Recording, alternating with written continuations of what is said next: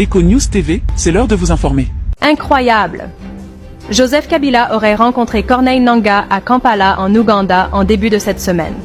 Restez avec nous jusqu'à la fin, nous en parlerons dans ce journal. Bienvenue dans ce bulletin info du mardi 18 mars 2025. Voici les principales actualités en République démocratique du Congo ce matin. Conflit dans l'est de la RDC.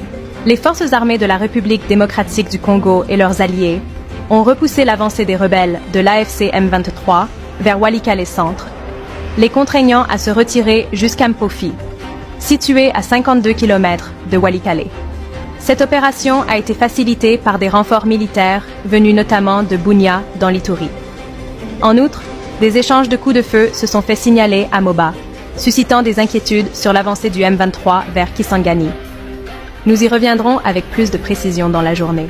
À titre de rappel, des négociations de paix directes entre le gouvernement congolais et la rébellion de l'AFC M23 étaient prévues ce 18 mars à Luanda en Angola. Cependant, le M23 a annulé sa participation en raison des sanctions imposées par l'Union européenne contre plusieurs de ses dirigeants, estimant que ces mesures compromettent le dialogue. Le gouvernement congolais a salué ces sanctions, les considérant comme une avancée dans la lutte contre le pillage de ses ressources minières par le Rwanda.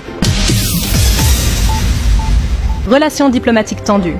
En réaction au combat en RDC et aux sanctions européennes, le Rwanda a rompu ses relations diplomatiques avec la Belgique, ordonnant à tous les diplomates belges de quitter le pays dans les 48 heures.